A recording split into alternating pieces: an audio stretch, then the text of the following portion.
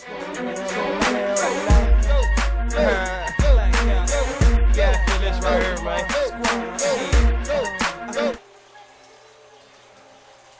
Bomac wants Terence Crawford to fight Keith Thurman next if Errol Spence rematch doesn't happen.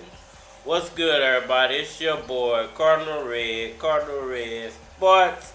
Let's talk about it. Alright, y'all. So, Bomac, the trainer of Terence Bud Crawford, recently put out some information, and he basically said that he wants to see Terence Crawford fight Keith One Time Thurman if the Errol Spence rematch doesn't happen. I wanted to give my 2 cents on that and break it down for whoever listening. I love boxing. I'm willing to fight everybody. I'm the new can man. Y'all remember what AB said? Everybody can get it. That's Thurman today, okay? But everybody can't get it all at once.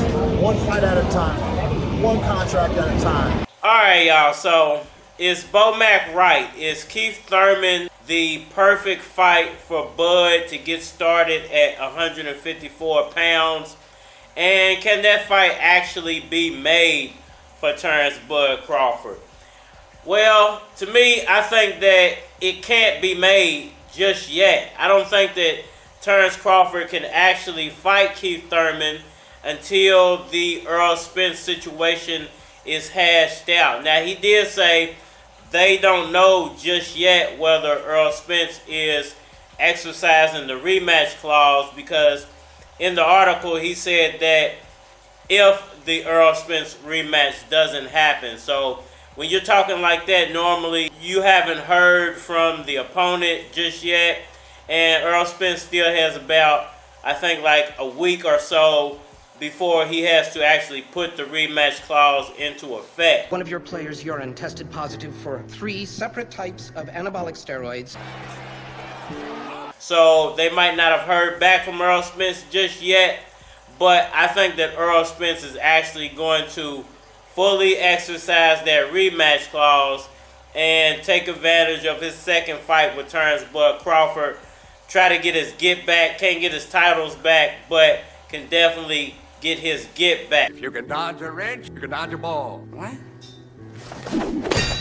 Now, the thing about Keith Thurman, let's just say that Errol Spence doesn't exercise the rematch clause. For some reason, whatever reason he has, he doesn't exercise that rematch clause. Then would Keith Thurman be the perfect entry or the perfect go-between fight for Terence Crawford to wait for the winner of Canelo, Jermell, Charlo? Is that a great go-between fight or a great warm-up fight to a Canelo or a Charlo fight?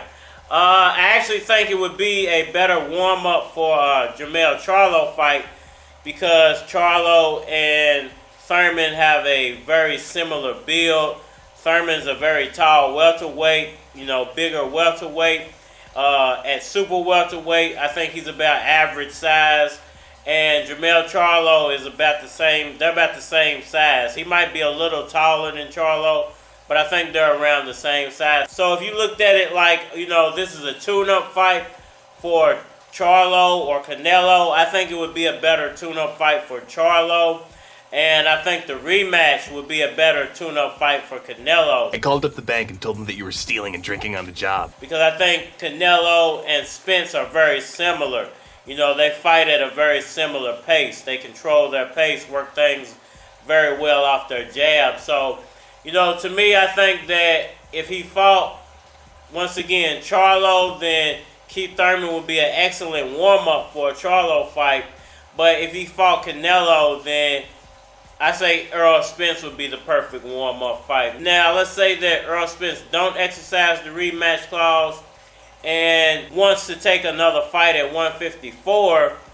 Would he actually jump on the Keith Thurman fight first, because it would be easier to be made because both guys are still on PBC?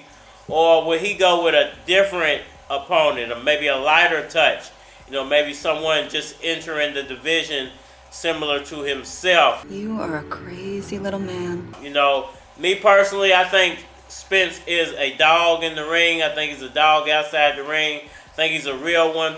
I think there's no way he's not going to fight Terence Crawford again. I think if he loses to Terence Crawford again, you'll most likely see him retire after that. But I do think that he'll definitely fight Terence Crawford again. And if he wins, then you'll most likely see Spence move on with the rest of his career and try to salvage whatever he can up at 154. But I think if he actually did take the rematch and lost to Terence Crawford, then it would be a situation to where he'd probably be looking at retirement. I could have called you a monkey-faced, fat-bottomed gorilla, but I didn't. And, you know, let's say he doesn't take the rematch, but still wants to fight, you know, wants to take another fight. Who would be his perfect opponent to step in the ring with at 154 as his first opponent? Now, he could fight Boots. Boots said he would move up and he would be willing to follow them guys wherever they may go, as long as he can get a fight. So there is a potential Boots fight that could happen for Errol Spence at 154. Or, you know, I think that, I'm not sure about this, but I do believe I heard that Victor Ortiz was moving up in weight as well. So he might be able to also get a Victor Ortiz fight at 154. But those are very dangerous fights. He just lost to Terence Crawford. And, you know, those guys are younger, speedy, come-at-you style fighters. So, you know, I think it would be difficult for Errol Spence to actually pick his next opponent. But I think if he was able to beat one of those two names, it would put him right back into the thick of things. And I think that nobody would be doubting Errol Spence anymore if he took down a Boots or a Virgil Ortiz. How you doing, buddy? Transporting a prisoner. My sergeant didn't give me any overtime, so I'm trying to do it lickety-split. Tell me, officer, do you have any idea how fast you were going? I got a 426 Hemi in her. I guess I was going about 65 tops. 7 miles an hour. And normally when I stop people, they pull onto the shoulder. Now, I don't know how you do things up in Buckley Town. Y'all let me know what y'all think about all that down in the comment section below. That like button for me. Share, subscribe. Holler at me on all social media platforms, Facebook, Instagram, YouTube, Twitter. But you're more than likely to get a response on the tube, so holler at me over there. If you want to collabo, feature a product or your channel on my channel, feel free to hit my Gmail, because it is a flock of cards at gmail.com. And we are Ebola is like the common cold. Drugs illegal, body parts are being sold. So you can buy a heart low retail, but you can't tell a male from a female. Cause you can buy a fake face, fake hair, fake hands, fake feet, bound by the pair. And there's no more police, military tanks riding up and down the city streets. And years of being treated like feces turned a black man to an endangered species. But at least the kids feel fine, cause the fucking schools got a lunch and a pill line. Socialism, 50 million folks in prison. Dumb nigga, you supposed to listen, cause I can see the fucking future. My crystal ball is recreational drug use and alcohol, bitch. Call this a classic for the masses. When I made it, I was rolling like Drake on Degrassi. Google that, that's if Google still exists 100 years from now, bitch. I'm so 100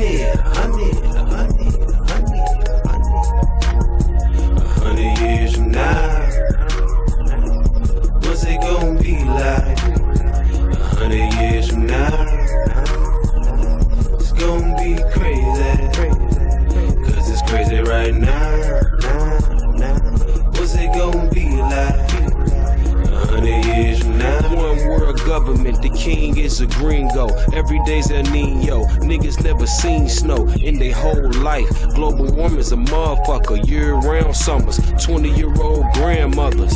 I don't know what's a sicker picture. A 20-year-old granny or the old nigga fucking with her. I paint a picture so vivid you can see it when you close your eyes. I can see the drones in the sky. I can see the clones in the skies. On the low, helping niggas contribute to their own demise. Niggas dying over clothing lines. Half price sneaks and freaks got these niggas trapping over time. Over time, you think things change, but the more things change, they staying the same. So, Google Lewis Keys, if Google still exists 100 years from now, bitch, I'm so 100.